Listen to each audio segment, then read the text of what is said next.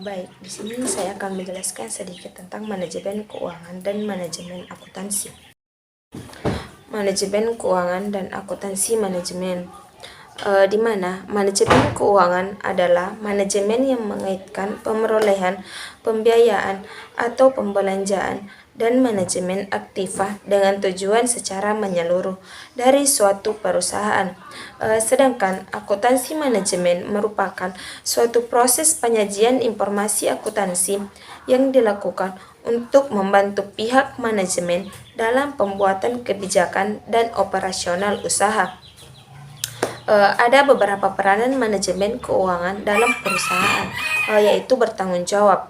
Bertanggung jawab di sini kita diharapkan mampu bertanggung jawab terhadap 3 keputusan pokok manajemen keuangan, yaitu pemerolehan, pembiayaan atau pembelanjaan, dan manajemen aktiva secara efisien. Yang kedua, meningkatkan pertumbuhan ekonomi.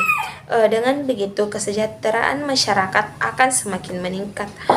Yang ketiga, menghadapi tantangan dalam mengelola aktiva secara efisien. Dalam perubahan yang terjadi pada persaingan antara perusahaan, perekonomian dunia yang tidak menentu, perubahan teknologi, dan tingkat inflasi dan bunga yang berfluktuasi. Kemudian ada beberapa kriteria standar etika manajemen keuangan dan akuntansi, yaitu kompetensi, di mana praktisi akuntansi manajemen dan manajemen keuangan memiliki tanggung jawab, yaitu mampu mempertahankan tingkat sesuai kompetensi profesional dengan pengembangan pengetahuan dan keterampilan. Yang kedua, melakukan tugas profesional mereka sesuai dengan hukum. Dan yang ketiga, menyiapkan laporan.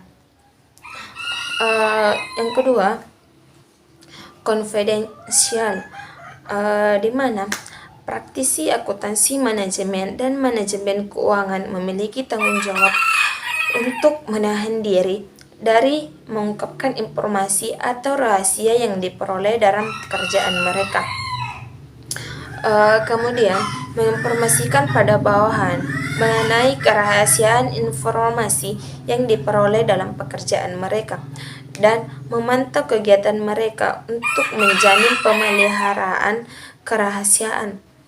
Dan yang terakhir, menahan diri untuk menggunakan informasi rahasia yang diperoleh dalam pekerjaan mereka untuk keuntungan yang tidak etis atau ilegal, baik secara pribadi ataupun melalui pihak ketiga.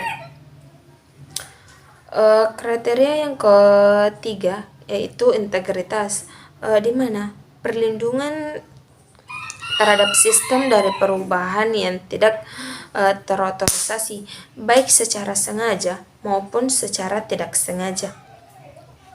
Yang keempat, objektivitas, di mana praktisi akuntansi manajemen dan manajemen keuangan ini memiliki tanggung jawab untuk mengomunikasikan informasi secara adil dan objektif, dan mengungkapkan penuh semua informasi relevan yang dapat diharapkan untuk mempengaruhi pemahaman pengguna, di mana yang dimaksud itu laporan, komentar, dan rekomendasi yang disampaikan. Kemudian resolusi konflik etis, di mana dalam menerapkan resolusi ini manajemen akuntansi dan manajemen keuangan mungkin mengalami masalah dalam mengidentifikasi perilaku yang tidak etis atau dalam menyelesaikan konflik etis. Ketika dihadapkan dengan isu-isu etis yang signifikan, praktisi manajemen akuntansi dan manajemen keuangan harus mengikuti kebijakan yang ditetapkan dari bantalan organisasi pada resolusi konflik tersebut.